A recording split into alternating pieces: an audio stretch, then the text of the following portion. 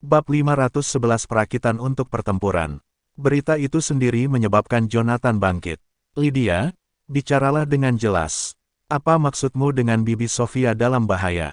Di seberang telepon, Lydia ketakutan saat mendengar kata-kata Jonathan. Lagi pula, dia telah melihat metode Jonathan dengan matanya sendiri ketika keluarga Maxwell diusir. Meskipun dia sekarang adalah bagian dari keluarga Goldstein dan berada di pihak yang sama dengan mereka, memikirkan masalah itu saja masih akan membuatnya merinding. Beberapa hari yang lalu, Departemen Perhubungan mulai menimbulkan masalah bagi keluarga Goldstein. Direktur cabulnya, Quinten Sidious, mengundang Sofia keluar untuk makan, dan dia belum kembali sejak keluar di pagi hari. Aku mencoba meneleponnya, tapi tidak bisa. Selanjutnya, Lydia tersedak. Selanjutnya apa? Cepat katakan padaku, bentak Jonathan. Selanjutnya, sekelompok pria datang sekarang dan mulai merebut barang-barang tanpa peringatan. Semua orang juga telah ditangkap. Jonathan, kamu harus segera kembali. Tidak lama setelah Lydia berbicara, suara seseorang yang menggedor pintu terdengar. Itu diikuti oleh teriakan Lydia di tengah keributan yang kacau.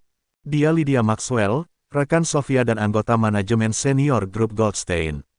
Tahan dia sehingga kita bisa menyisir aset mereka.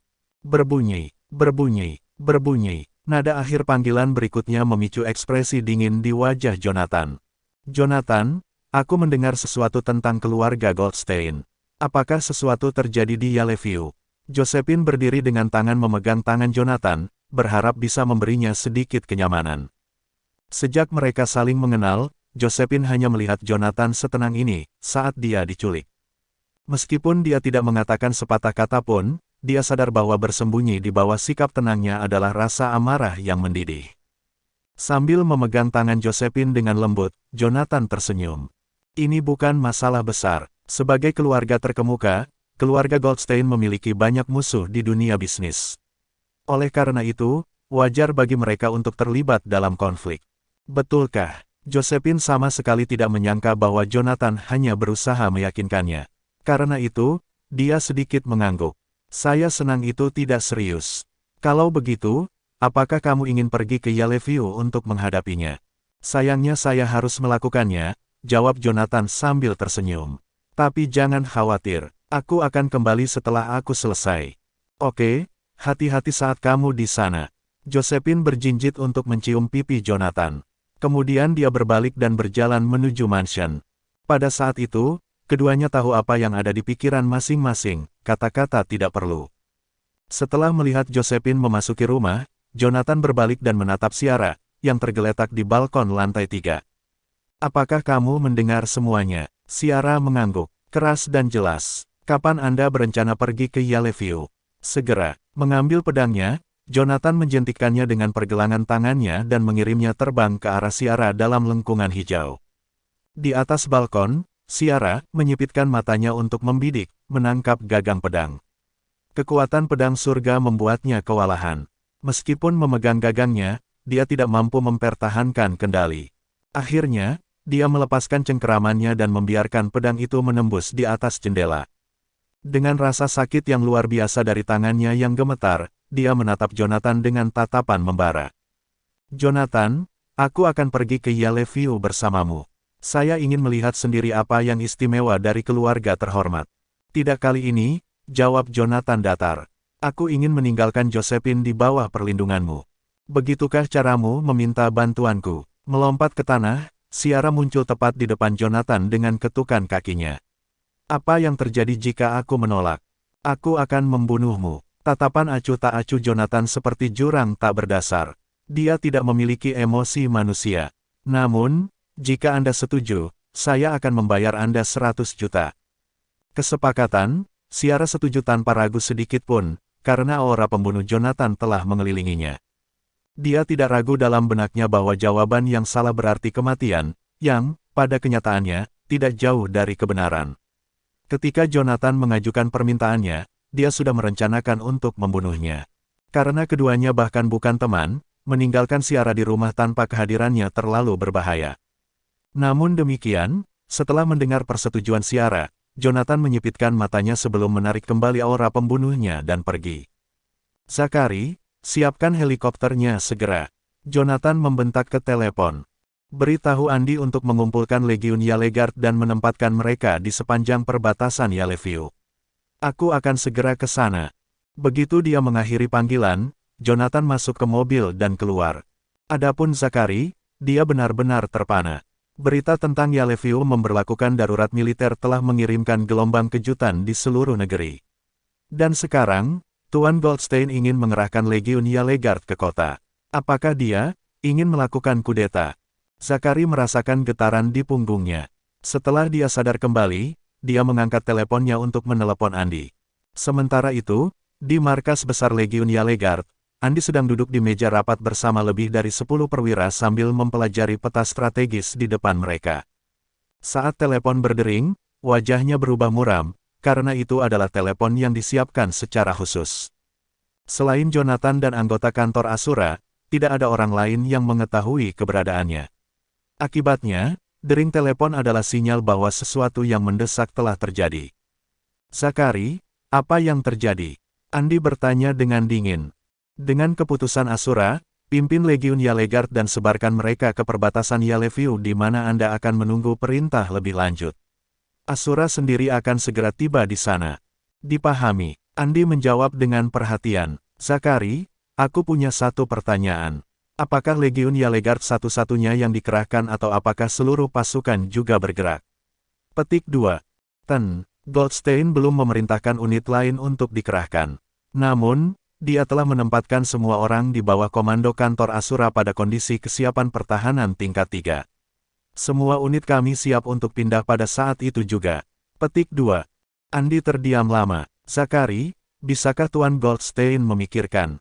Andi, tugas seorang prajurit adalah mematuhi perintah tanpa pertanyaan. Alasan penyebaran bukanlah sesuatu yang harus kita pertimbangkan.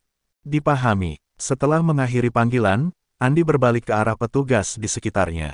Legiun Yalegard akan berkumpul di perbatasan Yaleview. Kami tidak dalam keadaan apapun untuk melintasi perbatasan negara. Apa? Para petugas yang hadir saling bertukar pandang.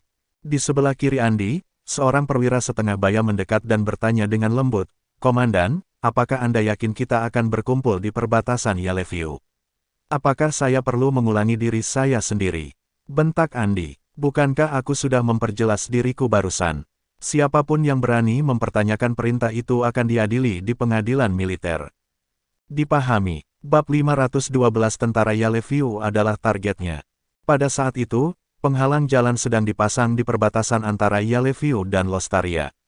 Di jalan raya keluar dari Yaleview, tentara Yaleview memiliki 3 divisi yang ditempatkan di sana. Akibatnya, semua mobil di jalan raya yang hendak pergi terpaksa memutar balik, membiarkannya kosong untuk pertama kalinya. Sementara itu, ada 10 tank yang diparkir di stasiun tol dengan laras senjata mengarah ke jalan raya. Faktanya, formasi mereka adalah bukti pendirian tentara Yaleview tanpa perlu kata-kata. Kematian menunggu siapapun yang berani menembus penghalang. Hitam, di samping salah satu tank, seorang tentara bersenjata lengkap bertanya kepada Sersan, bukankah mereka mengatakan bahwa ini hanya latihan militer? Mengapa kita membuat penghalang jalan di jalan raya dengan tank? Mengapa saya merasa bahwa kotoran akan mengenai kipas? Petik 2. Bagaimana aku bisa tahu? Sersan tua itu menghela nafas. Saya seharusnya cuti dan mengunjungi kerabat saya, tetapi saya terpaksa kembali begitu saya tiba di stasiun kereta api. Persetan keberuntunganku. Sebelum sersan tua itu selesai, dia tiba-tiba terhuyung ke depan. Ketika prajurit yang lebih muda itu menoleh untuk melihat siapa itu, dia menundukkan kepalanya ketakutan. Ternyata pemimpin divisi mereka muncul di belakang mereka entah dari mana. Setelah mendengar percakapan mereka, dia memberi sersan tua itu tendangan yang pantas. Adalah tugas seorang prajurit untuk mematuhi perintah tanpa pertanyaan. Bahkan jika Anda sudah naik kereta, Anda masih harus melompat darinya dan kembali. Ches Granger, pemimpin divisi dari divisi ke-9 tentara Yaleview, menegaskan. Ketika sersan yang disebut Blackie bangkit kembali, dia mengakui tegurannya, "Ya, Tuan." Tentara siapa ini? Melihat para petugas yang mengikuti di belakangnya, Ches menuntut dengan nada dingin, "Saya ingin semua orang, dari pemimpin perusahaan hingga pemimpin brigade, diselidiki. Memiliki tentara seperti ini adalah aib bagi divisi ke-9. Tidak lama setelah Ches berbicara, gemuruh lembut terdengar dari belakangnya. Ketika kerumunan itu menoleh untuk melihat, mereka disambut oleh pemandangan konvoi mobil lapis baja yang mendekat dari ujung jalan raya.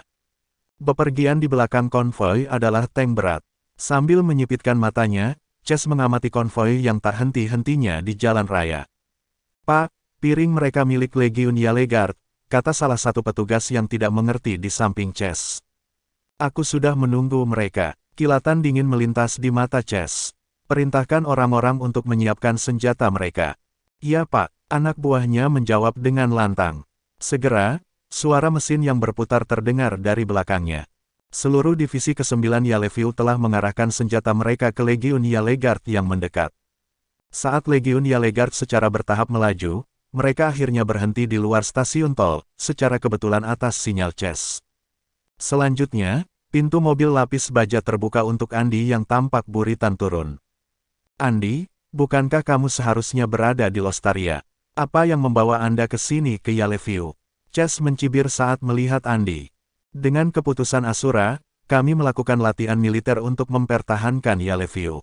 Apakah ini lelucon?" Chase mendengus sambil tertawa. "Yaleviu memiliki kami, tentara Yaleviu, melindunginya. Sejak kapan tanggung jawab jatuh pada kantor Asura? Jika Anda tahu apa yang baik untuk Anda, sebaiknya Anda kembali dengan orang-orang Anda. Jika tidak, jangan salahkan saya atas apa yang akan saya lakukan." Komposisi tentara Yaleviu berbeda dari wilayah lain. Misalnya, meskipun pemimpin divisi dari divisi ke-9 lebih rendah pangkatnya daripada Andi, dia memimpin pasukan 70.000 orang, yang hanya 30.000 lebih rendah dari Andi. Asal-usul komposisi semacam itu berakar pada pendirian awal tentara Yaleviu. Saat itu, Komandan Kantor Urusan Pemerintah berharap untuk membentuk tentara Yaleviu sendiri sebagai penyeimbang faksi militer milik daerah lain di negara itu. Karena faksi-faksi militer kemudian dikendalikan oleh beberapa keluarga terhormat, yang terakhir jelas-jelas menolak proposal yang mengancam kepentingan mereka. Dengan demikian, pembentukan awal tentara Yaleviu penuh dengan kesulitan. Namun demikian, akhirnya didirikan setelah bertahun-tahun birokrasi tetapi terikat oleh satu syarat, Yaleviu hanya dapat membentuk satu pasukan. Aturan itu ditetapkan oleh komandan sebelumnya dan komandan berikutnya tidak diizinkan untuk melanggarnya. Namun, masih ada cara untuk menghindarinya. Karena struktur tentara Yaleviu tidak dapat diubah, Panglima mulai mengubah komposisinya, terutama setelah Yoshua berkuasa. Apa yang dia lakukan adalah berulang kali meningkatkan jumlah tentara sampai tentara Yaleviu terdiri dari 600.000 orang. Akibatnya, meskipun tentara Yaleviu terdiri dari 13 divisi, setiap pemimpin divisi memimpin pasukan yang biasanya di bawah seorang komandan tentara. Sementara itu, Andi menyeringai melihat ekspresi angkuh Chase. Tentara Yaleviu hanya memiliki yurisdiksi di dalam Yaleviu. Adapun Legiun Yalegard, kami berada di bawah komando kantor Asura dan bertanggung jawab atas pertahanan Lostaria. Tepat ketika dia berbicara, Andi berbalik untuk melihat ke stasiun tol. Stasiun tol berada di perbatasan antara Yaleviu dan Lostaria, sedangkan saya berdiri di wilayah Lostaria sendiri. Oleh karena itu, bahkan jika saya tidak dibawa perintah untuk melakukan latihan militer, saya masih dapat memimpin pasukan saya di sini untuk menikmati barbek, dan tidak ada yang dapat Anda lakukan untuk itu. Dengan itu, Andi membentak, turunkan perintah untuk mendirikan kemah dan menyiapkan makanan kita. Prajuritnya mengakui instruksinya dengan gerutuan keras. Adapun Chase, ekspresinya berubah drastis saat dia melihat Legiun Yalegard mendirikan tenda dari belakang stasiun tol. "Andi, beraninya kamu." Mendengar teriakan Chase, 10 tank di belakangnya secara bertahap mengarahkan senjata mereka ke Andi. "Apakah kamu mencoba menakutiku?" Menatap 10 laras senjata tank, Andi hanya mencibir, "Granger, menurutmu aku tidak berguna seperti tentara Yaleviu yang hanya bagus di atas kertas. Saya telah mengikuti Asura ke dalam pertempuran dan membantai musuh yang tak terhitung jumlahnya di seluruh Canaya. Stasiun saya ditempa dari darah musuh saya alih-alih mengandalkan hubungan dengan keluarga terhormat. Adapun Yalegard Legion di belakangku, masing-masing dari mereka telah bertarung di medan perang yang sebenarnya sebelumnya. Oleh karena itu, orang lemah sepertimu tidak membuat kami takut sama sekali. Izinkan saya bertanya kepada orang-orang saya, apakah ada yang merasa takut?" "Kami tidak takut, kami tidak takut, kami tidak takut." Menanggapi teriakan Andi, anak buahnya pun merespon dengan semangat yang sama tinggi. Saat suara mereka terdengar, aura pembunuh dalam nada mereka mengirimkan rasa dingin yang tak dapat dijelaskan ke punggung lawan mereka. Itulah perbedaan antara kedua pasukan. Seperti yang dikatakan Andi, tentara Yaleviu, yang belum pernah dalam pertempuran nyata, tidak bisa melawan Legiun Yalegard, yang telah melalui baptisan api di medan perang. Andi, apakah kamu mencoba memberontak? Meskipun pernah berada dalam situasi tegang sebelumnya, Chess masih takut dengan betapa mengintimidasi Legiun Yalegard. Pemberontak, Andi tertawa. Saya bahkan belum menginjakkan kaki di Yaleviu, namun, Anda menodongkan senjata ke arah saya. Tampaknya bagi saya bahwa Anda, Chess, adalah orang yang mencoba untuk memicu perang saudara. Sepertinya Legiun Yalegard telah datang ke tempat yang tepat. Dengan itu, Andi menyalak, Yalegard Legion, bersiaplah untuk pertempuran dan arahkan senjatamu. Targetnya adalah tentara Yaleviu. Bab 513 Alam Dewa. Mengikuti perintah Andi, para prajurit Legiun Yalegard mengangkat senjata mereka untuk melatih tentara Yaleviu. 2 unit tentara dengan total hampir 200.000 orang terlibat dalam konfrontasi di stasiun tol East Yaleviu Lochale Expressway. Di bagian belakang Yaleviu Army ada sebuah jeep militer. Di dalam kendaraan ada seorang pria dengan luka gores dan bekas luka pisau di pipi kirinya, dan dia mengerutkan kening pada tablet di tangannya. Pria ini, yang belum mencapai usia 30 tahun, adalah komandan tentara Yaleviu saat ini, Wilbur Santos. Pak, seorang prajurit muda dengan hormat menyapa di luar jeep. Bicaralah, kata Wilbur. Komandan, Legiun Yalegard yang dipimpin oleh Andi Morelli telah mempersiapkan diri untuk pertempuran.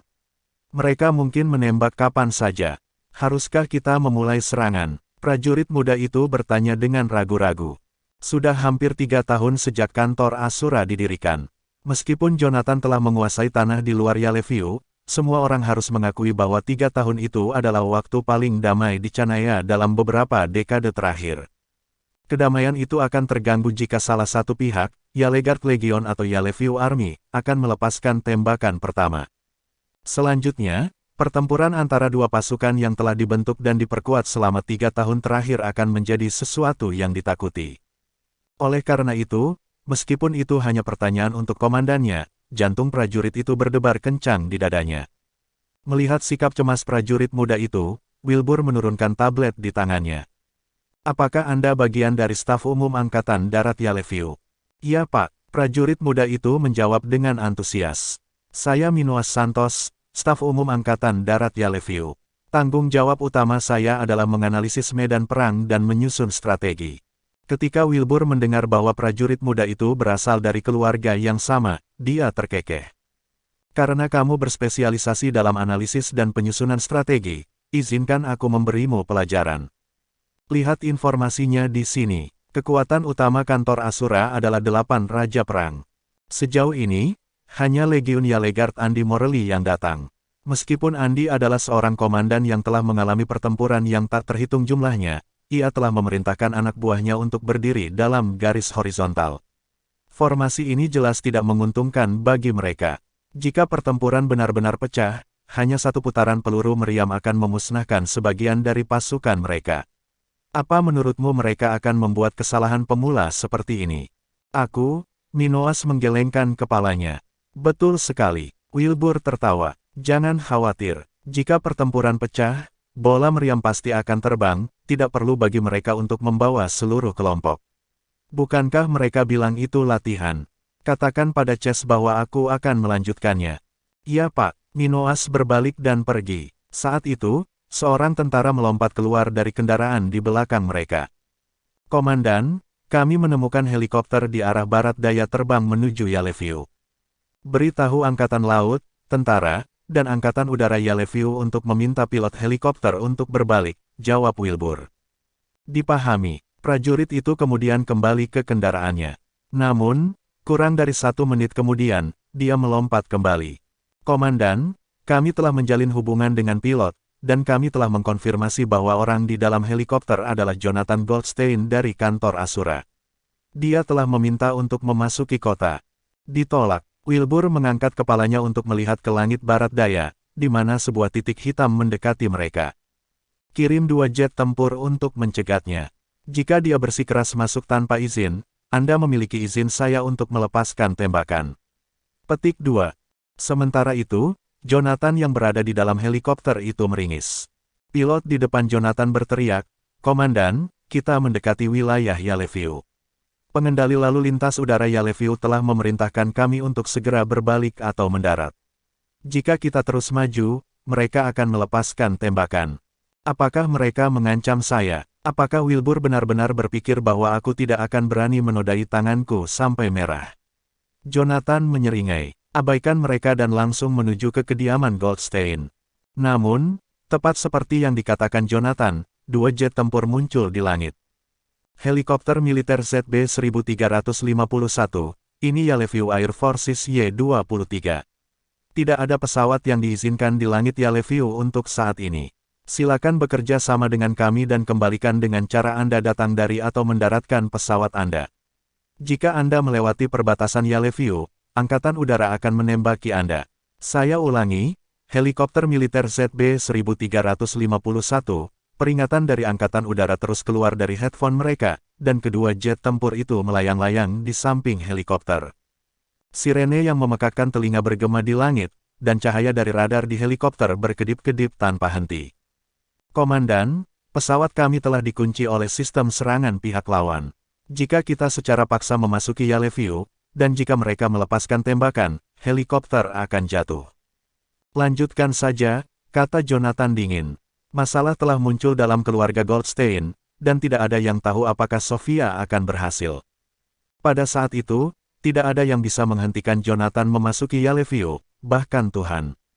Helikopter militer ZB-1351, Yellowview 30 km di depan Anda. Silakan berbalik, atau kami akan menggunakan kekuatan. Ini peringatan pertamamu. Sesaat kemudian, peringatan kedua datang. Helikopter militer ZB-1351, ini peringatan kedua Anda. Yellowview 20 km di depan Anda. Silakan berbalik segera. Jika Anda melanjutkan 10 km lagi, kami akan melepaskan tembakan. Ketukan lain kemudian, beberapa peringatan lagi datang. ZB-1351, Anda akan memasuki Yellowview dalam 15 km.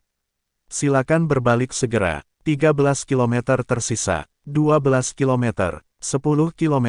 ZB-1351 telah menunjukkan provokasi yang jelas terhadap kota. Izin diberikan untuk melepaskan tembakan. Api.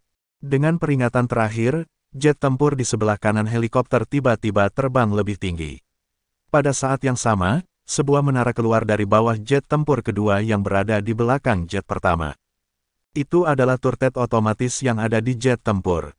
Peluru penusuk baju besi yang terbungkus dalam cahaya oranye terbang lurus ke arah ekor helikopter. Seolah merasakan pertempuran di atas, Andy yang berada di tanah, memiringkan kepalanya ke belakang untuk melihat ke langit. Peluru melesat di udara seperti kelereng bermuatan.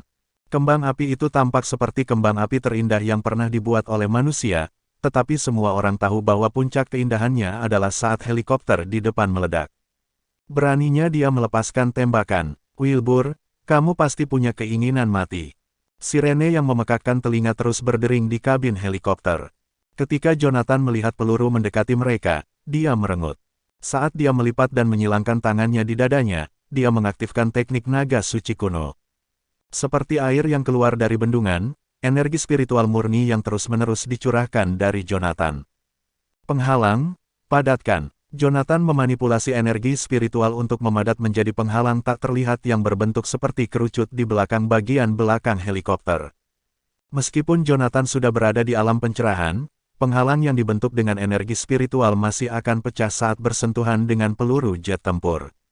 Jonathan tidak akan bisa menghadapi peluru secara langsung, tetapi dia bisa mencoba mengubah arah peluru.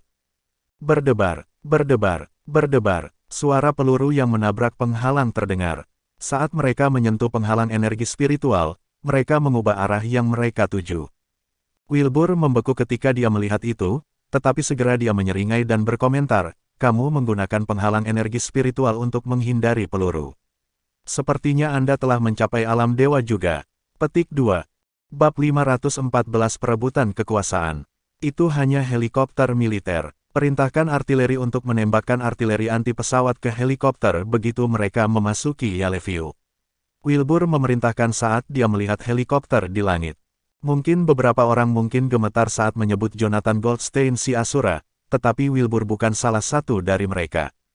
Tentara Yellowview memiliki hampir 600.000 tentara, dan meskipun jumlah mereka tidak sebanyak kantor Asura, semua prajurit mereka dipilih karena seberapa terampil mereka. Selanjutnya, tentara Yellowview awalnya didirikan untuk menyelesaikan pemberontakan yang meningkat di negara tersebut. Dengan demikian, pertempuran di perbatasan dan di Canaya awalnya bukan bagian dari yurisdiksi tentara Yellowview. Seluruh tentara difokuskan untuk mempertahankan diri melawan faksi lain di negara ini. Faktanya, satu-satunya musuh yang diasumsikan oleh tentara Yellowview adalah kantor Asura. Wilbur, yang telah memikirkan cara untuk mengalahkan kantor Asura sepanjang waktu, tidak takut pada Jonathan, yang tidak berdaya di langit. Selanjutnya, Wilbur ingin melihat apakah seseorang di alam dewa dapat menghentikan putaran anti pesawat. Sementara itu, Andy berdiri dengan sungguh-sungguh di depan Legiun Yaleguard.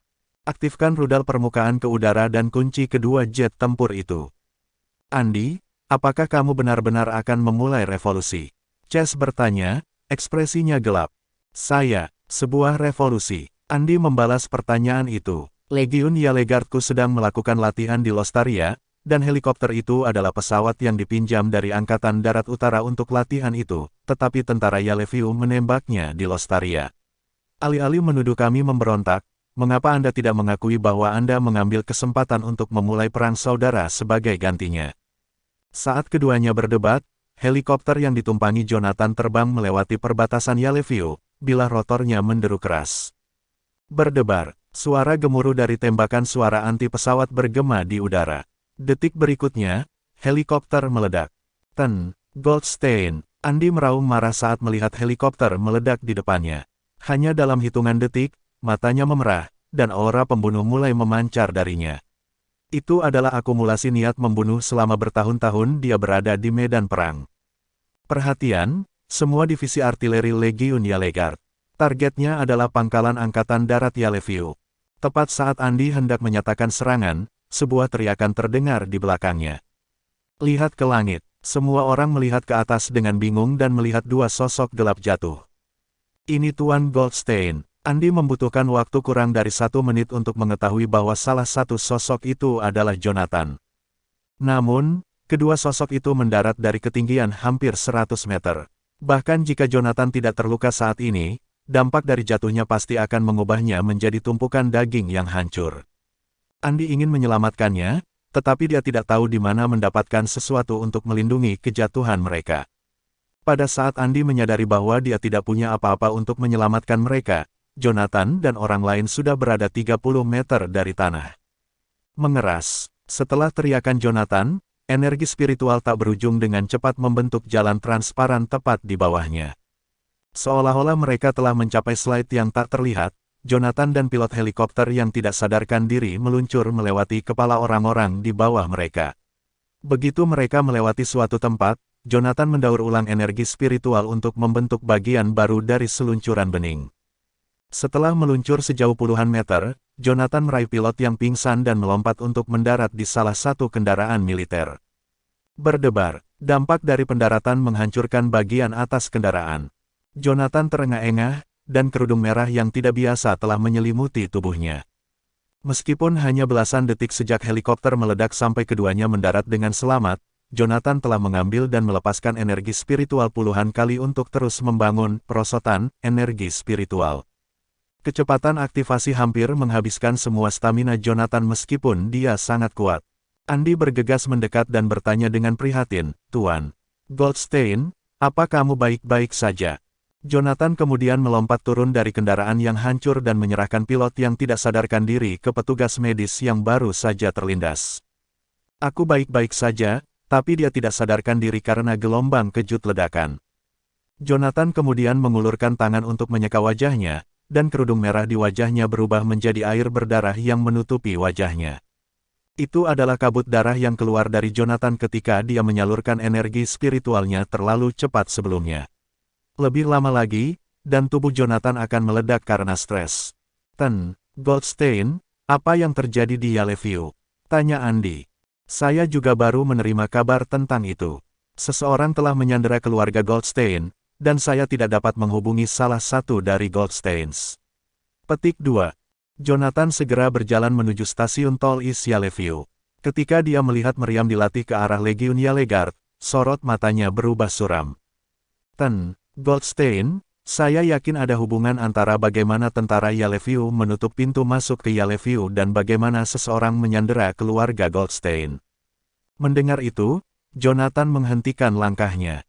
Andy, apa yang kamu coba katakan padaku? Goldstein, tentara Yellowview menembaki Anda sebelumnya. Mengapa kita tidak memberontak? Andy mengulurkan tangan kanannya sebelum memutar lengannya menghadap telapak tangannya ke bawah. Matanya dipenuhi dengan niat membunuh. Jonathan pernah menyelamatkan Andy, jadi satu-satunya orang di dunia ini yang akan dihormati Andy adalah Asura. Dia bukan satu-satunya, 8 raja perang semuanya adalah pengikut setia Jonathan. Faktanya, 8 dari mereka bahkan telah mengusulkan kepada Jonathan untuk memulai perang saudara ketika kantor Asura pertama kali didirikan, tetapi Jonathan telah menolak proposal itu saat itu. Bahkan, dia menyatakan hukuman militer bagi siapapun yang menyebutkannya lagi. Namun, setelah menyaksikan tindakan Yellowview Army dan mendengarkan kata-kata Andy, Jonathan mulai goyah.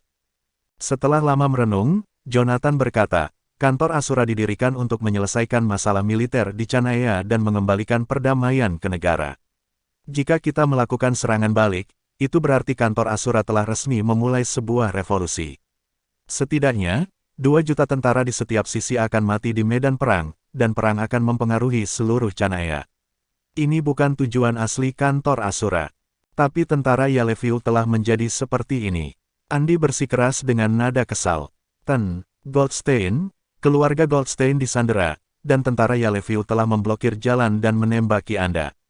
Semua ini diatur untuk menjebak Anda. Dugaan saya adalah bahwa keluarga Goldstein disandera sesuai dengan perintah dari badan pemerintah. Itu untuk memaksamu tunduk pada mereka. Jonathan menyatukan alisnya saat itu. Aku harap ini semua hanya kebetulan. Jika badan pemerintah berada di balik ini, saya akan membuat Joshua Whiteley menyesali semua yang dia lakukan. Bab 515 tidak ada entry. Jonathan berjalan keluar perlahan dan berhenti di depan kedua pasukan yang saling berhadapan. Hukum militer telah ditegakkan di Yellowview. Orang luar tidak diperbolehkan masuk. Mereka yang mencoba menerobos masuk akan dihukum oleh hukum militer, Chase mengumumkan saat melihat Jonathan. Dia berdiri di belakang pagar stasiun tol. Mengikuti kata-kata Chase, para prajurit di belakangnya mengangkat senjata mereka dan membidik Jonathan. Dengan tenang, Jonathan mengalihkan pandangannya ke seluruh prajurit.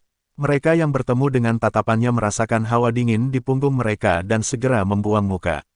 Begitulah cara Asura yang mengintimidasi. 3 tahun lalu, dia memulai sebagai prajurit biasa dan sekarang menjadi dewa militer yang telah mendirikan kantor Asura untuk menghentikan tentara pemberontak di Chanaya. Bahkan di antara tentara Yellowview, Jonathan adalah seorang legenda. Sekarang, mereka diperintahkan untuk mengarahkan senjata mereka padanya. Ketika Jonathan melihat mereka tidak berani mengangkat kepala. Jonathan menjepit Chase dengan tatapan sinis dan meraih pagar stasiun tol. Retak, retak, retak. Batang tebal itu perlahan retak dan berubah bentuk di tangan Jonathan.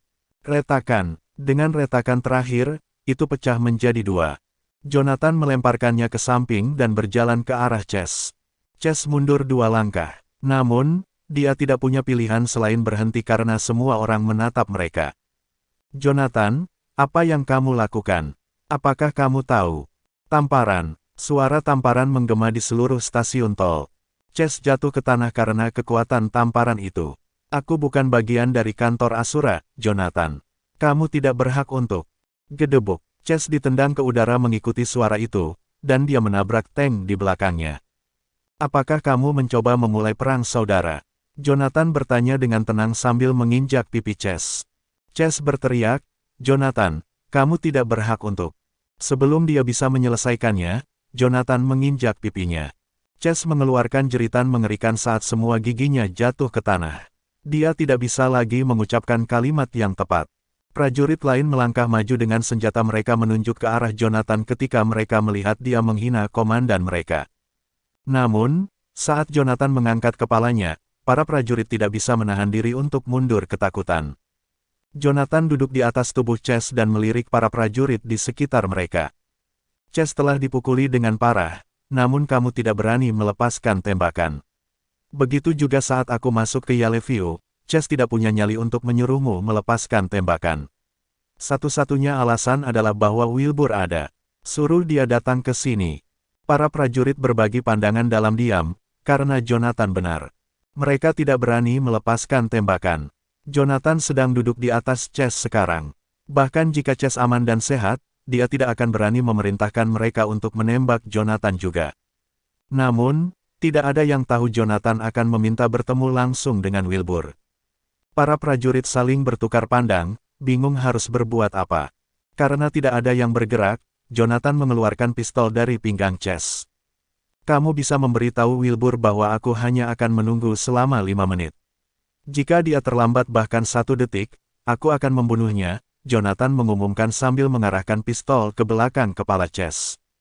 Cepat, lakukan apa yang dia katakan. Chase berteriak tidak jelas dari tempatnya di tanah. Darah menyembur keluar dari bibirnya. Mendengar itu, para prajurit segera berlari kembali ke markas tentara Yellowview di belakang mereka.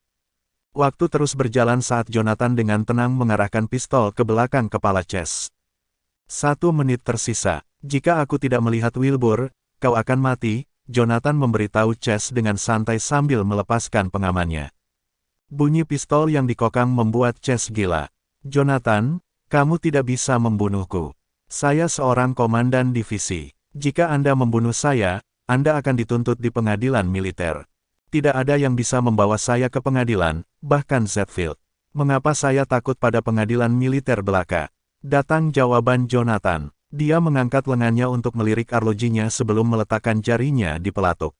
Hitung mundur dimulai. 5, 4, 3, 2, tolong, selamatkan hidupku. Aku rela menyerahkan segalanya. Anda dapat memiliki semua yang menjadi milik saya. Petik 2. Jonathan Goldstein, sudah lama sejak terakhir kali kita bertemu. Pada detik terakhir, permohonan Chase dan suara serak terdengar bersamaan. Jonathan mengangkat pistol dan menurunkannya. Setelah melemparkan peluru ke tanah, dia bangkit dan melirik pria yang berjalan ke arahnya. Wilbur, jika saya tidak memperhitungkan waktu ketika keluarga Maxwell diusir, kami belum bertemu selama hampir 2 tahun. Wilbur menyeringai. 2 tahun 6 bulan. Saya tidak ingat berapa hari secara spesifik. Petik 2. Bekas luka di wajahnya tampak mengancam saat dia melengkungkan bibirnya. Sebuah tatapan membunuh melintas di matanya. Jonathan menyipitkan matanya ketika dia merasakan aura pembunuh yang memancar dari Wilbur. Apakah kamu yang memerintahkan mereka untuk menembakkan senjata anti pesawat? Wilbur langsung mengakui perbuatannya. Selain senjata anti pesawat, saya juga memerintahkan jet tempur untuk melepaskan tembakan. Yellowview berada di bawah darurat militer, jadi saya akan gagal dalam tugas saya jika saya mengizinkan Anda masuk. Lagi pula kamu tidak mati. Petik 2. Ya, aku tidak melakukannya. Menatap mantan rekannya, Jonathan akhirnya berhenti menganggapnya sebagai teman. Kembali ke lembah elit, Jonathan telah menyadari bahwa Wilbur tidak memiliki kesamaan dengannya. Saat itu, mereka adalah prajurit yang sedikit menonjol dari tim masing-masing dan telah dinobatkan sebagai prajurit elit. Ketika mereka berbicara tentang masa depan, Jonathan ingin perang berakhir dengan cepat sehingga masyarakat akan mendapatkan kembali kedamaian sesegera mungkin. Namun, Wilbur hanya tertawa dan menyebutnya bodoh. Menurut Wilbur, mereka berlatih siang dan malam untuk menjadi pejuang elit untuk mencapai satu tujuan, berperang dan mendapatkan pahala. Wilbur ingin menjadi seorang prajurit untuk naik pangkat dan memerintah di atas yang lain. Jadi, dia menganggap Jonathan sedang bercanda ketika keinginan terakhir adalah untuk memulihkan perdamaian di dunia. Ketika Jonathan mendengar itu, dia mengira Wilbur bermaksud pergi berperang dan membunuh musuh-musuh mereka. Namun, alih-alih menuju ke perbatasan untuk melindungi negaranya bersama Jonathan, Wilbur menerima tawaran Yellowview untuk bergabung dengan Yellowview Army. Saat itulah Jonathan menyadari Wilbur tidak bercanda. Yang dipedulikan Wilbur hanyalah naik pangkat. Dia tidak peduli siapa yang terbunuh atau bagaimana dia mendapatkan prestasinya selama dia mencapai tujuannya. Kekuatan militer adalah hal yang paling penting baginya. Sampai sekarang, Wilbur telah mencapai tujuan yang telah dia tetapkan bertahun-tahun yang lalu. Dalam waktu kurang dari 3 tahun, dia berada di posisi teratas Angkatan Darat Yellowview.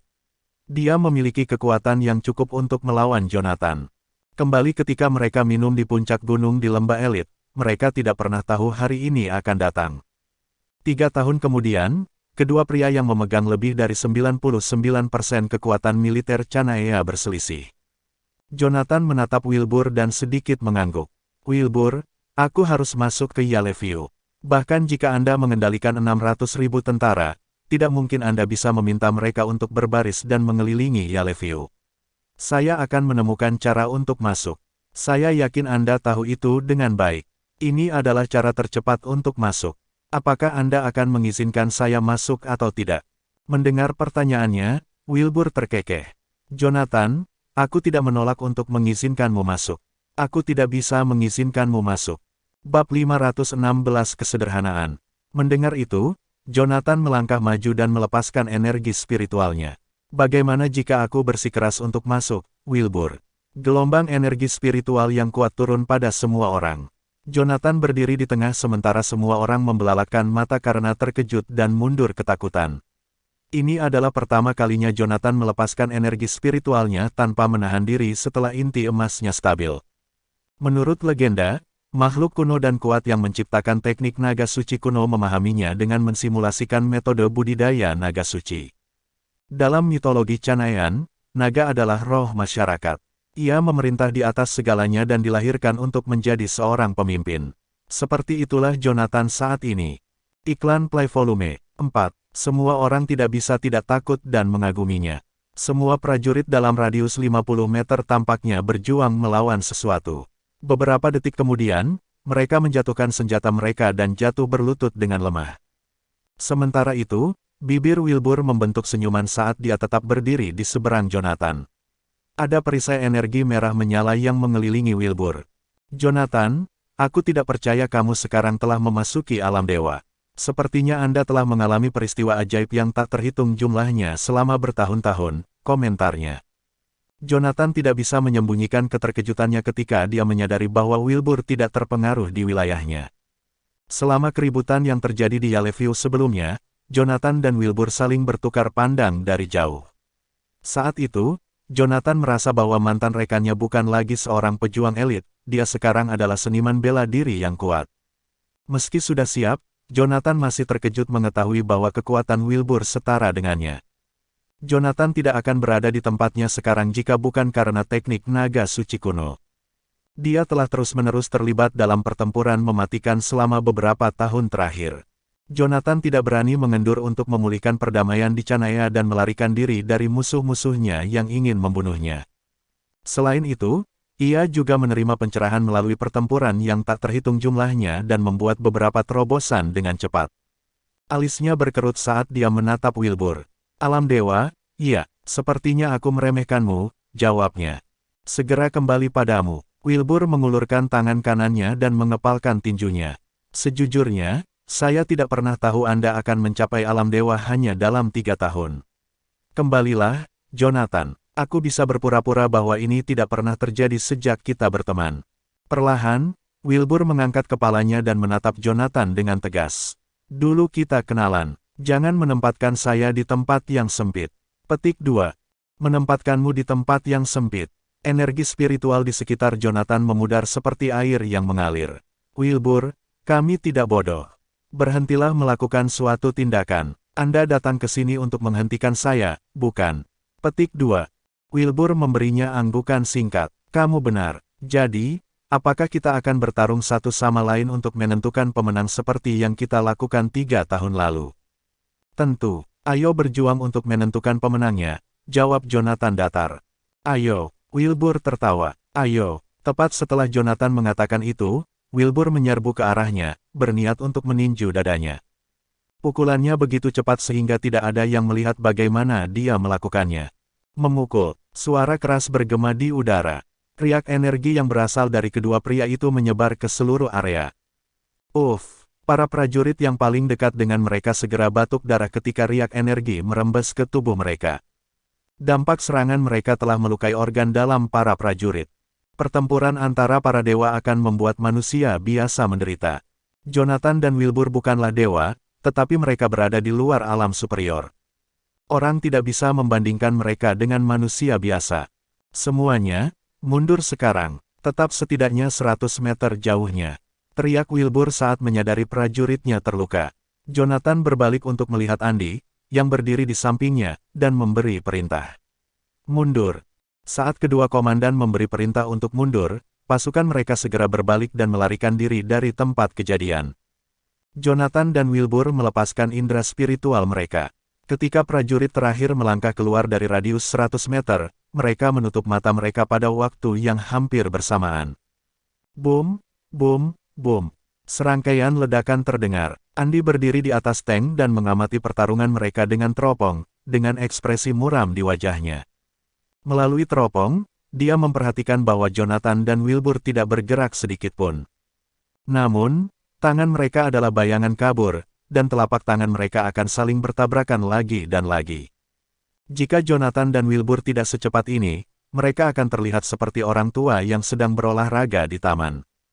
Namun, semakin lama pertarungan mereka berlangsung, Andy semakin khawatir. Otaknya mulai berpacu saat melihat riak energi yang terlihat namun transparan. Andy ingat mencoba menghubungkan beberapa gerakan saat belajar tinju di pangkalan militer 2 tahun lalu.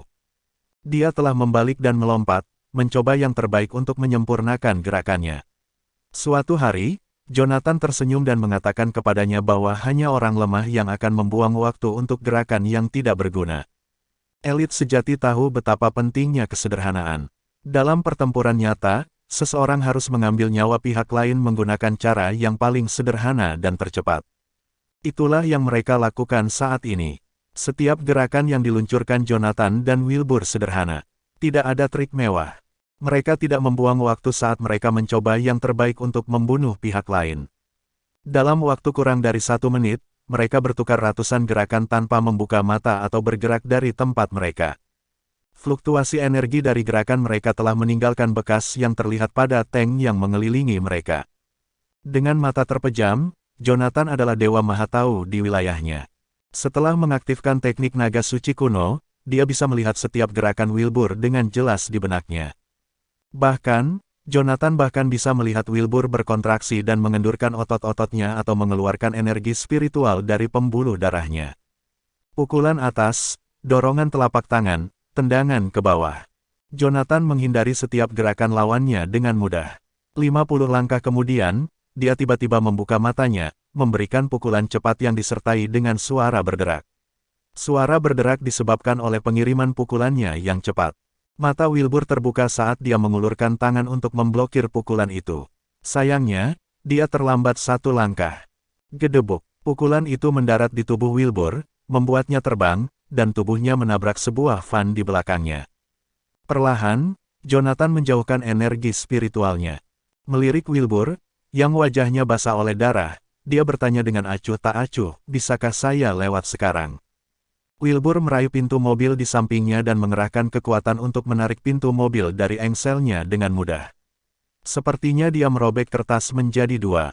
"Kamu menang. Aku tidak bisa menghentikanmu, tapi kau satu-satunya yang diizinkan masuk." Bab 517 mengorbankan Sofia. Jonathan tetap diam setelah mendengar itu.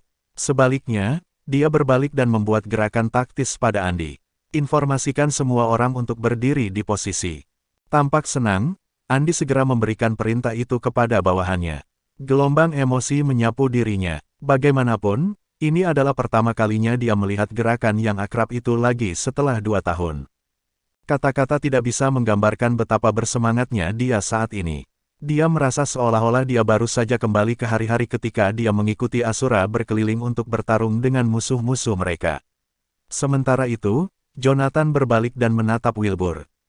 Saat itu, Wilbur keluar dari mobil, yang sudah tidak berbentuk. Dampaknya sangat kuat. Jika itu terjadi pada manusia biasa, tulang mereka akan retak. Selain itu, mereka bahkan mungkin kehilangan nyawa mereka. Tanpa diduga, Wilbur masih membersihkan pakaiannya dengan santai saat ini. Wajahnya berlumuran darah, namun dia tetap tidak terganggu. Kemudian, dia mengambil alih botol alkohol dari seorang prajurit yang berdiri di samping. Begitu dia membuka tutupnya, dia menuangkan alkohol ke luka di kepalanya tanpa ragu-ragu. Kebanyakan orang mungkin akan menganggap pemandangan itu mengganggu jika mereka melihat bagaimana Wilbur mendisinfeksi lukanya. Namun, Wilbur tetap tenang dan tenang. Tidak ada jejak emosi di wajahnya seolah-olah luka di kepalanya tidak ada hubungannya dengan dia.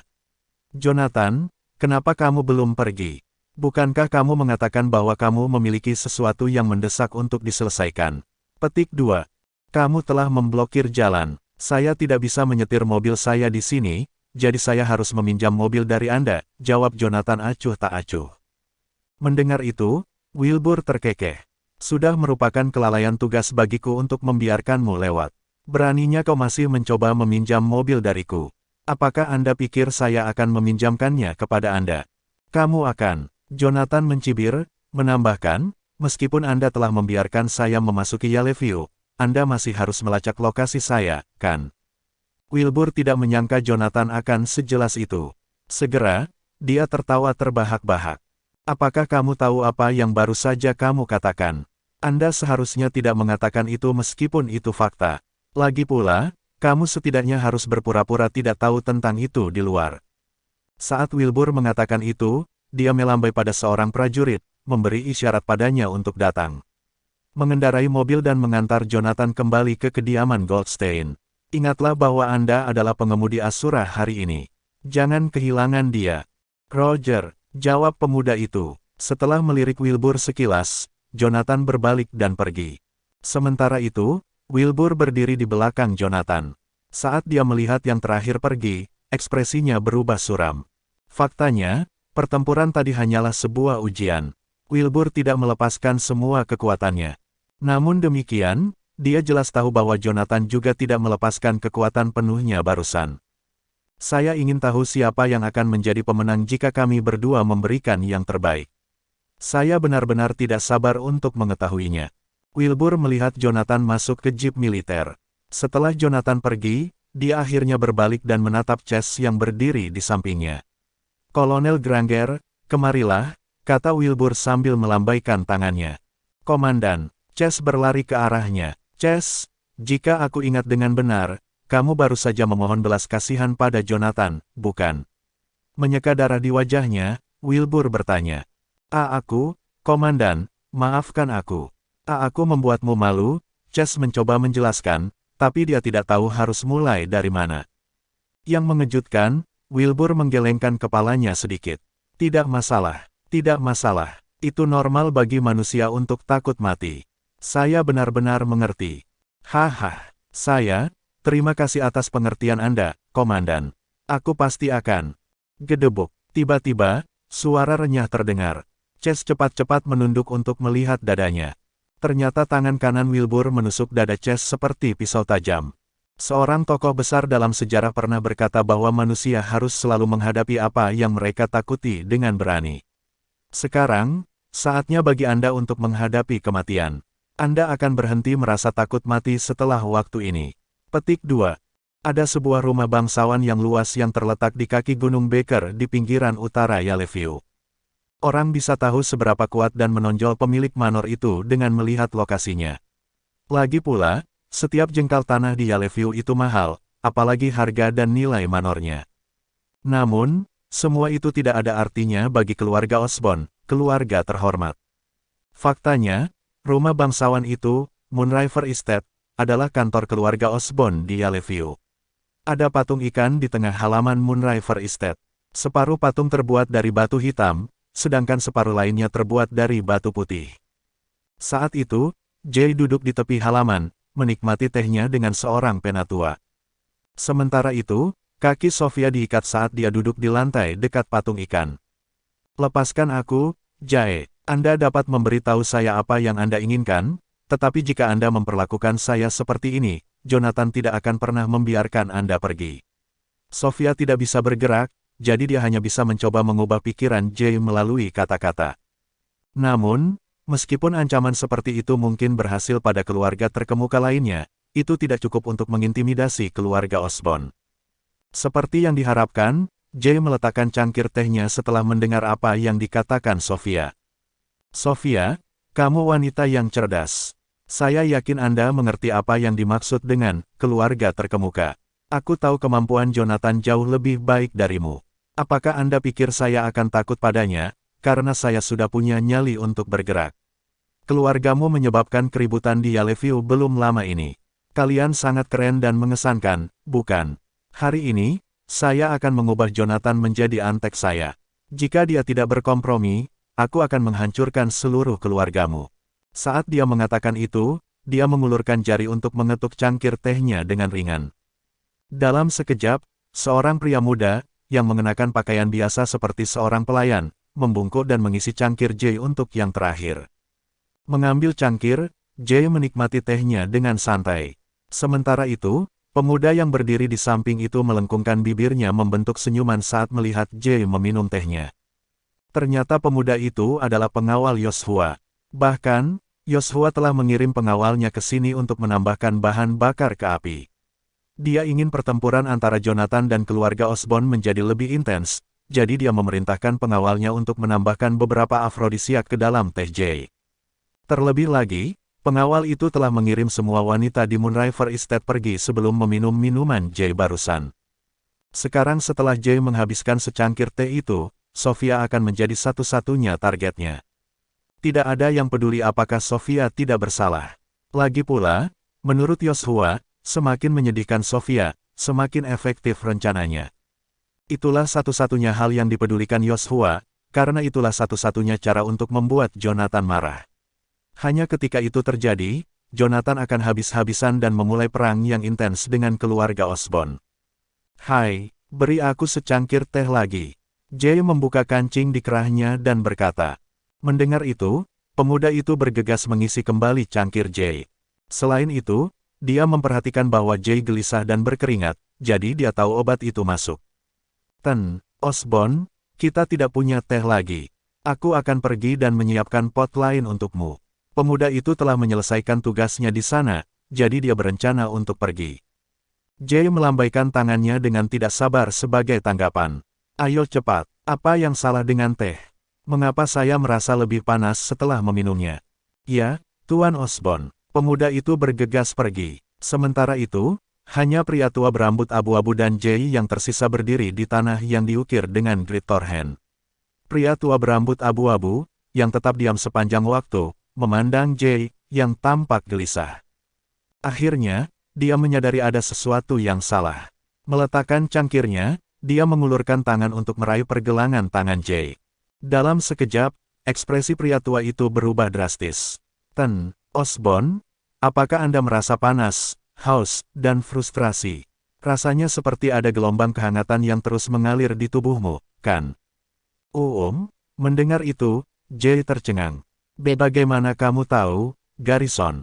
Oh tidak, ada yang salah dengan pelayan itu. Dengan teriakan, pria tua itu melompat dari kursinya dan berlari ke arah tempat pemuda itu tadi pergi. Bab 518 Preferensi. Sementara itu, Sofia melihat sesuatu yang aneh terjadi pada Jay di Torrhen Square. Pipi Jay memerah, dan kewarasan di matanya mulai redup. Mengikuti suara geraman yang mengintimidasi, sandaran tangan kursi kayu di bawah tangan Jay hancur. Apa yang sedang terjadi? Jay menggeram dengan gigi terkatup. Matanya berkedip saat dia melihat Sofia. Apa yang kamu lihat, B***? Dia berteriak, lalu dia berdiri dan mulai berjalan ke arahnya. Mungkin karena dia mendengar teriakan Jay, Garrison muncul di dinding pendek di kejauhan.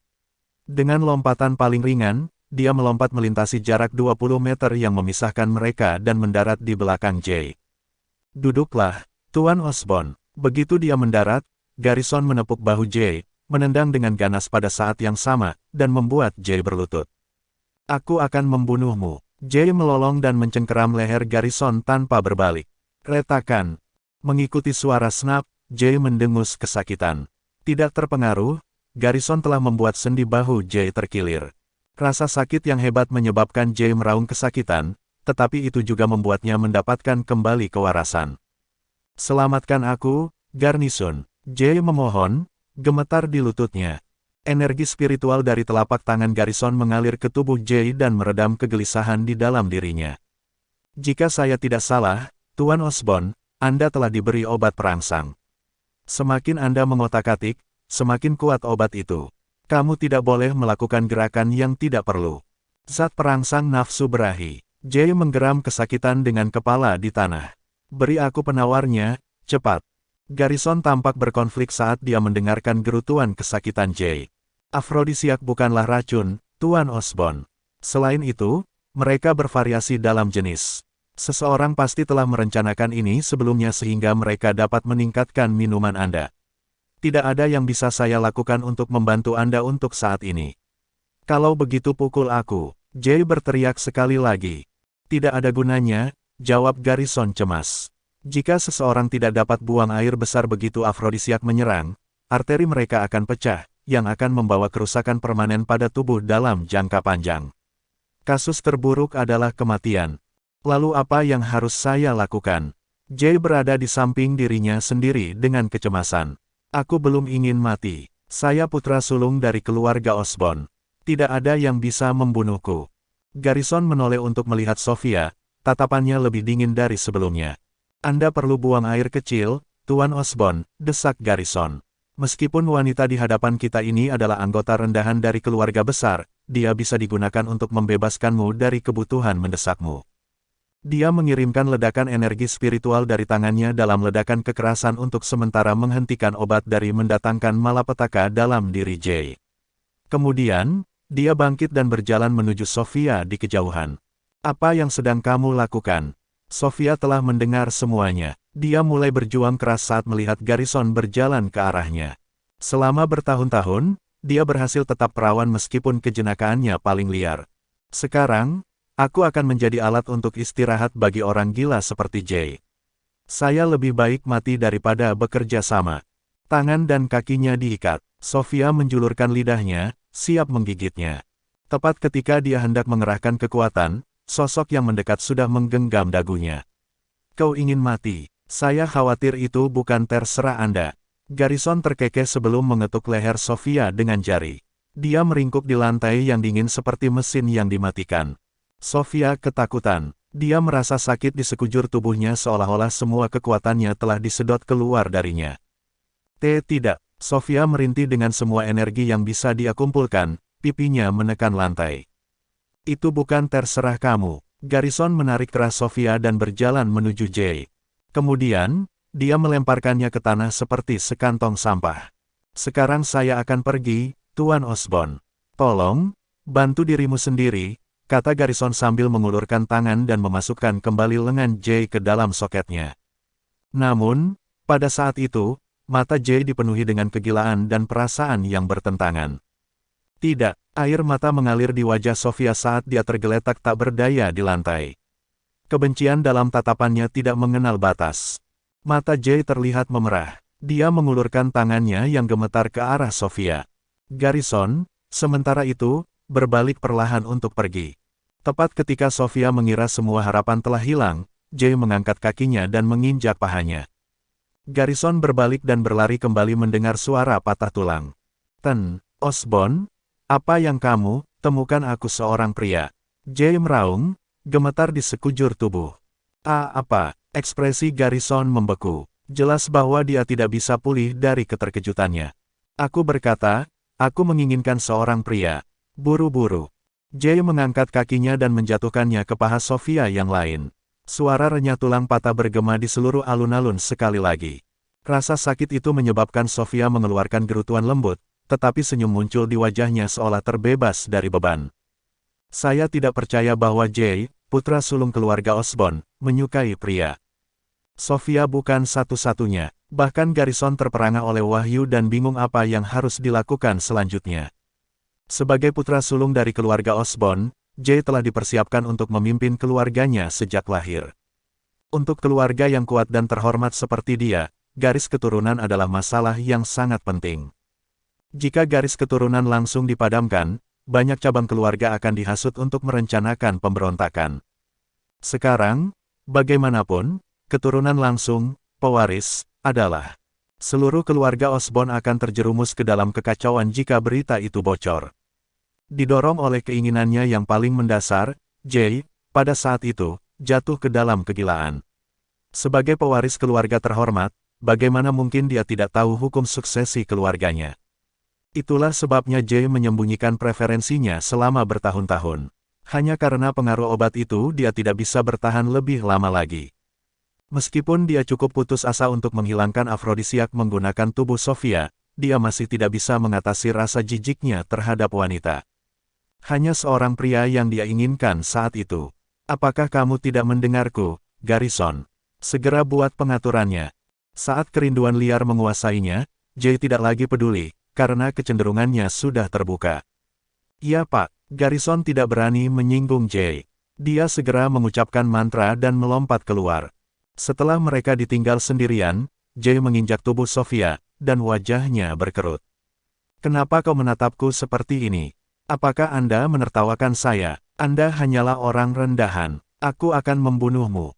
Bab 519 bunuh mereka semua.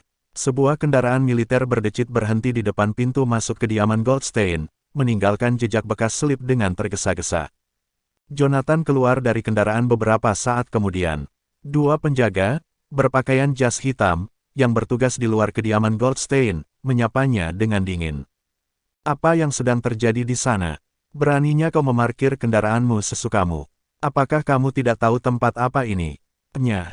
Jonathan tersentak. Energi spiritual melintas di matanya saat dia menemukan riak energi spiritual dari dua pembudidaya yang berdiri di depannya. Tahap Herald, tingkat pembudidaya terendah. Dia sampai pada keputusan dari pandangan sekilas. Meskipun tahap Herald adalah tingkat pembudidaya terendah, dia tahu keluarga Goldstein tidak mampu melatih para pembudidaya di tahap Herald. Keduanya bukan penjaga keluarga Goldstein. Apakah kamu tuli? Kami sedang berbicara dengan Anda. Kami akan menyiksamu jika kau tidak pergi. Gedebuk. Sebelum penjaga yang maju selangkah selesai berbicara, Jonathan melangkah lebih dulu dan meninju tepat di dada. Pria itu dikirim terbang sebelum dia jatuh ke tanah. Meskipun matanya terbuka lebar, dia mati tanpa keraguan. Kultivator di sampingnya bergegas maju dan menemukan lubang di dada rekannya. Jonathan telah menghancurkan dadanya dengan pukulan. Penjaga itu bergidik menyadari bahwa kekuatan seperti itu adalah sesuatu yang tidak bisa dia lawan. Sambil mundur dengan waspada terhadap serangan Jonathan yang akan datang, penjaga itu merogoh sakunya tanpa mengalihkan pandangan dari wajah dingin mantan itu. Hampir segera setelah penjaga itu menyentuh alat komunikasinya, Jonathan yang berjarak 10 meter tiba-tiba berdiri di depannya. Jonathan meraih pergelangan tangan penjaga dan memberikan sedikit tekanan. Retakan. Ah! Mengikuti teriakan penjaga, pergelangan tangannya dan alat komunikasi dari sakunya hancur seketika. Saya dari keluarga Sidious. Jika kamu membunuhku, mereka tidak akan. Penjaga itu hendak menyelamatkan diri dengan menyebut nama keluarga Sidious, tapi dia tidak sadar bahwa penyebutan itu malah memicu kemarahan Jonathan. Itu hanya memperkuat tekad yang terakhir untuk memusnahkan keluarga Sidious. Ancaman penjaga itu tidak membuatnya lolos, tetapi kata-katanya malah menjadi bahan bakar bagi api kemarahan Jonathan. Dalam kemarahan, Jonathan melompat dan melumpuhkan bidang ramuan penjaga dengan serangan lutut yang kuat. Aku akan bertanya padamu sekali ini. Di mana keluarga Goldstein? Setelah bidang obat mujarabnya lumpuh, penjaga itu akhirnya mengerti bahwa dia tidak memiliki kesempatan melawan pria di depannya. Dia menggertakkan giginya untuk menahan rasa sakit yang hebat di tubuhnya sebelum menjawab, di dalam, di belakang Manor. Tolong, kasihanilah. Sebelum penjaga selesai berbicara, Jonathan meraih pinggangnya dan menyeretnya ke kediaman Goldstein. Sementara itu, di taman di belakang Manor, tangan dan kaki Goldstein diikat, dan mereka dilemparkan ke rumput seperti ternak. Dikelilingi oleh pria yang mengenakan jas hitam, seorang pria muda berpakaian santai duduk di bangku batu di taman, dan dia sedang makan sepotong semangka sementara Lydia berdiri di sampingnya. Rambut Lydia berantakan, dan pakaiannya berlumpur. Dia sedang memotong semangka dengan hati-hati dengan pisau. Itu lebih seperti itu, seru pemuda itu dengan tawa ramah sambil menatap Lydia. Kamu tidak akan terlalu menderita jika kamu bermain bersama sebelumnya. Tatapan pemuda itu menyapu seluruh tubuh Lydia. Meskipun Anda Goldsteins melihat keluarga Anda sebagai keluarga yang berpengaruh, Anda hanyalah semut di hadapan keluarga yang benar-benar kuat. Jika Anda dapat memuaskan saya akan memberikan kata yang baik bagi Anda untuk menyelamatkan hidup Anda. Pada saat itu, Anda akan menikmati kekayaan di luar impian terliar Anda. Bagaimana dengan itu? Ya, pikirkan tentang itu. Saat pemuda itu berbicara, dia mengulurkan tangan untuk membelai kaki ramping Lydia. Lydia menghindar ke samping seperti kelinci yang ketakutan sebelum dia menyentuhnya. Jangan berani-berani menyentuhku. Aku lebih baik mati. Dia meletakkan pisau buah di tangannya di lehernya. Tangannya bergetar, dan aliran darah segar mengalir dari torehan di kulitnya. Yah, baiklah, pemuda itu menatap Lydia dengan penuh minat sebelum mengangkat tangannya dan menekan pergelangan tangan Lydia. Saat dia mengerahkan kekuatan besar, bilahnya dengan mudah menancap di lehernya. Lydia secara naluriah melepaskan cengkeramannya pada pisau dari rasa sakit dan menghindar ke belakang. Pemuda itu memiliki refleks yang cepat. Dia menjambak rambut panjang Lydia sebelum dengan paksa menekannya ke meja batu. Astaga, apakah kamu mengancamku? Merupakan kehormatan bagi Anda untuk menarik perhatian saya. Apakah Anda menganggap diri Anda sebagai seorang dewi?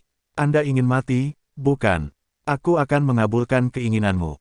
Pria muda itu meraih piring keramik di sampingnya saat dia berbicara, dan dia akan menghancurkannya ke bagian belakang tengkorak Lydia. Berhenti, suara sedingin es terdengar. Dalam sekejap, udara di sekitar taman tampak membeku. Medan kekuatan energi spiritual. Pada suatu saat, Jonathan telah tiba di samping meja batu di taman. Terletak di tengah medan kekuatan energi spiritual, pemuda itu merasa seolah-olah dia telah jatuh ke pasir hisap. Dia tidak bisa menggerakkan tangan kirinya yang memegang piring keramik, dan tangan kirinya tampak seperti dipaku di udara. Medan kekuatan yang disulap dari energi spiritual adalah teknik yang eksklusif hanya untuk mereka yang berada di alam Grandmaster. Sebagian besar medan gaya hanya bisa meluas hingga 5 meter. Medan gaya yang disulap Jonathan, bagaimanapun, meluas hingga radius 50 meter. Perbedaan 10 kali lipat hanya dapat dipertahankan oleh pengeluaran sembrono dari reservoir energi spiritual. Meskipun Jonathan tidak tergerak oleh pemandangan halaman yang dipenuhi anggota keluarga Goldstein, bagaimanapun juga mereka adalah anggota klannya. Ia tidak senang melihat mereka terikat bersama seperti ternak. Pria muda itu ketakutan dengan imobilitas totalnya.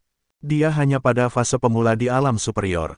Dia tahu dia tidak memiliki kesempatan dalam pertemuan melawan seorang kultivator dari alam Grandmaster. Selanjutnya, sebagian besar pembudidaya dari Grandmaster Realm melemparkan medan kekuatan yang didorong oleh energi spiritual untuk mengurangi kecepatan lawan mereka. Namun, medan gaya Jonathan mampu melumpuhkannya. Apakah dia benar-benar seorang kultivator di alam Grandmaster? Atau mungkin dia telah mencapai alam dewa? Begitu pikiran itu melintas di benak pemuda itu, dia tercengang sampai ke intinya. Bahkan di dalam keluarga Osborn, hanya ada sedikit prajurit yang berharga dari alam dewa. Sebagian besar keluarga terkemuka bahkan tidak bisa menghasilkan pembudidaya. Siapa orang ini? Pemuda itu melebarkan matanya untuk melihat Jonathan di sampingnya dengan baik, tetapi dia bahkan tidak bisa memutar lehernya karena dia dibatasi oleh energi spiritual. Jonathan meraih lengan pemuda itu dan perlahan mengangkatnya. Dengan itu, Lydia, yang terjepit di meja, akhirnya bisa berdiri.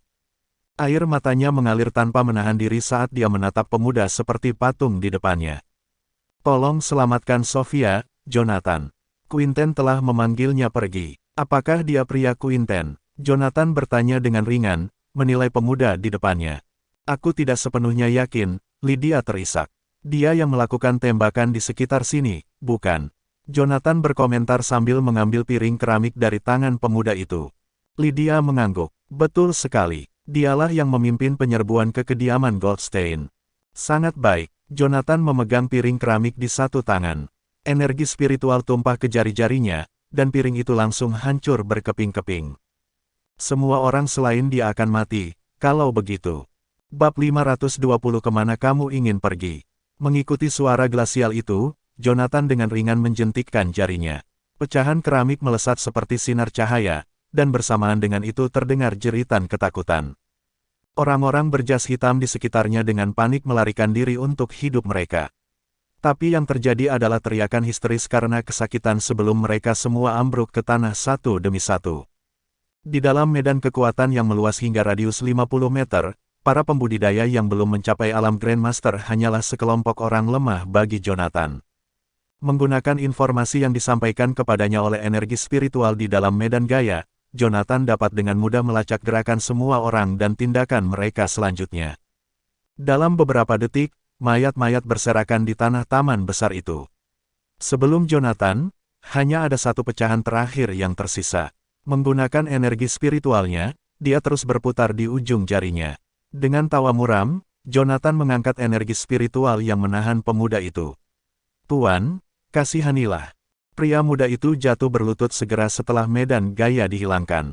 Menyaksikan adegan itu, semua orang merasa hati mereka tenggelam. Belum lama ini, pemuda itu masih bertingkah tinggi dan perkasa, mencoba memutuskan nasib sebagian besar. Namun kini, dengan kehadiran Jonathan, pemuda itu hanya bisa memohon dan memohon ampun. "Di mana Sofia?" Jonathan dengan tenang bertanya sambil menatap pemuda yang gemetar di depan matanya. Aku tidak tahu." Suara mendesing. Begitu kata-kata pemuda itu jatuh, serpihan keramik itu terbang keluar, meninggalkan garis darah yang dalam di pipinya.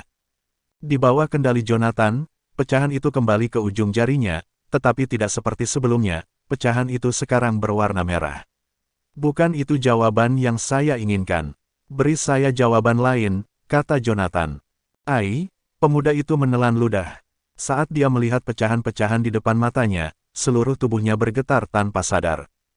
"Pak, sejujurnya saya tidak tahu. Keluarga Osborn mengirim saya ke kediaman Sidious untuk membantu melatih para kultivator mereka. Saya di sini hari ini juga karena saya menerima perintah untuk menangkap anggota keluarga Goldstein. Hanya itu yang saya ketahui." Suara mendesing. Suara tajam membelah udara. Kali ini, pecahannya menembus bidang eliksir pemuda itu. Dengan bidang eliksirnya hancur, dia memuntahkan seteguk darah, dan vitalitasnya layu ke titik kritis. "Tuan, saya tidak berdaya. Aku mohon, tolong lepaskan aku." Mengetahui dengan baik bahwa kemungkinan dia menang melawan Jonathan terlalu rendah, pemuda itu tidak melakukan perlawanan. Sebaliknya, dia berjuang untuk merangkak dan mulai memohon dengan putus asa. Jonathan menatap pemuda di tanah dengan acuh tak acuh. Pecahan yang menusuk perut bagian bawah pemuda itu telah meninggalkan luka yang dalam selebar sekitar 2 jari, dan pada saat itu berdarah tak terkendali. Seandainya itu makhluk biasa, dia akan lama kehilangan kemampuan untuk bergerak setelah mengalami cedera parah. Meskipun demikian, pemuda itu tampaknya tidak berada dalam kondisi serius selain sedikit gangguan pada mobilitasnya. "Apakah kamu benar-benar tidak tahu apa-apa tentang Sofia?" Kerutan terbentuk di antara alis Jonathan. "Aku benar-benar tidak tahu apa-apa." Berlutut di tanah, pemuda itu terdengar sangat serius. "Saya dari keluarga cabang keluarga Osborn yang diabaikan selama beberapa generasi. Saya bahkan tidak tahu di mana keluarga utama sebenarnya berada, apalagi urusan keluarga mereka. Untuk keturunan darah langsung mereka, orang-orang seperti saya hanyalah pion mereka.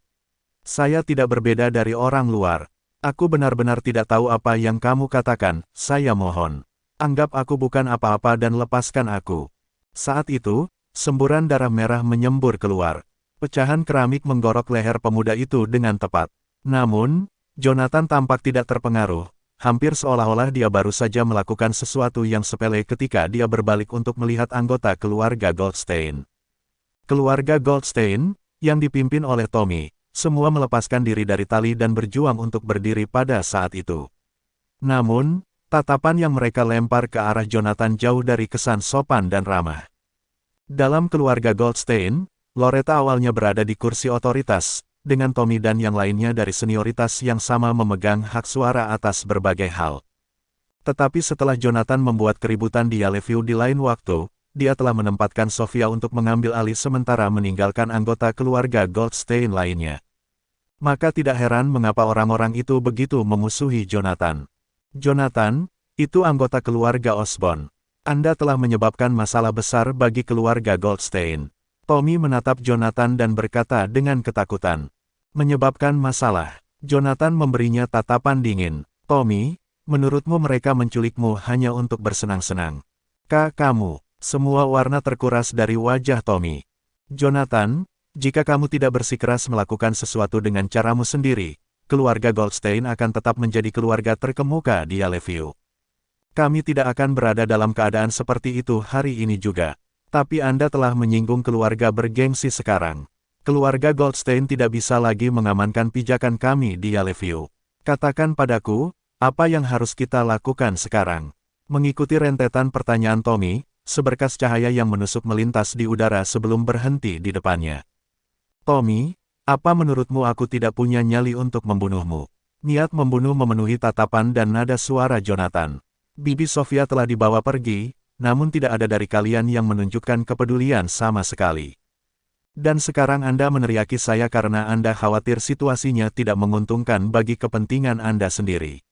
Apakah ini yang Anda sebut keluarga terkemuka? Kalian tidak hanya dingin dan tidak berperasaan tetapi juga diselimuti oleh keserakahan. Kalian benar-benar jauh lebih buruk daripada binatang buas. Petik 2. Tidak diketahui apakah itu karena pecahan keramik terbang itu terlalu menakutkan atau karena kata-kata Jonathan telah mengenai kepala, tetapi anggota keluarga Goldstein terdiam dalam sekejap. Melihat pemandangan itu, Jonathan dengan dingin mengejek dan berjalan menuju pintu keluar. Ingat ini, Goldstein Group tidak akan lagi berhubungan denganmu setelah kalian keluar dari situasi ini. Aku akan membunuh siapapun yang berani meletakkan jari mereka pada apapun selain Manor ini. Petik 2. Sementara itu, di kediaman Sidia, Quinten sedang mengemasi barang-barangnya di ruang tamu. Sebenarnya, karena putus asa, keluarga Sidias terlibat dalam dendam antara keluarga Osborne dan keluarga Goldstein kali ini. 2 tahun lalu, keluarga Sidias masih keluarga biasa tanpa nama, dan Quinten hanyalah pegawai administrasi biasa di Departemen Perhubungan. Saat itu, Direktur Departemen Perhubungan adalah orang yang jujur dan sopan. Keluarga Osborne menginginkan direktur untuk campur tangan dan mengendalikan perkembangan 4 keluarga terkemuka, namun dia menolak. Mengetahui bahwa sutradara adalah seseorang yang tidak tergerak oleh paksaan atau bujukan, keluarga Osborne membunuhnya tepat di depan mata Quinten. Keesokan harinya, Quinten, yang telah menyaksikan seluruh kejadian secara langsung, mengambil alih posisi direktur dan secara resmi menjadi pemegang kekuasaan di kantor urusan pemerintahan. Saat itulah keluarga Sidias mengalami pertumbuhan yang luar biasa. Namun, itu datang dengan harga yang harus dibayar, mereka menjadi pengikut keluarga Osborne. Quinten akhirnya sadar bahwa berkolaborasi dengan keluarga Osborne sama saja dengan bermain api. Dengan yayasan keluarga Sidias, mereka berisiko dihancurkan kapan saja. Entah bagaimana, Quinten punya firasat bahwa kehancuran keluarga Sidia akan datang dalam waktu dekat. Itulah mengapa dia harus memikirkan cara untuk keluar dari Yellowview dan bahkan Canaya. Dengan itu, Quinten mengemasi barang-barang pentingnya, uang tunai, pakaian, dan paspor, untuk beberapa nama. Namun demikian, tepat ketika dia siap untuk pergi, sebuah suara acuh tak acuh terdengar di belakangnya. Sidias, apakah Anda mungkin menuju ke suatu tempat? Sepertinya kamu sedang terburu-buru. Bersambung.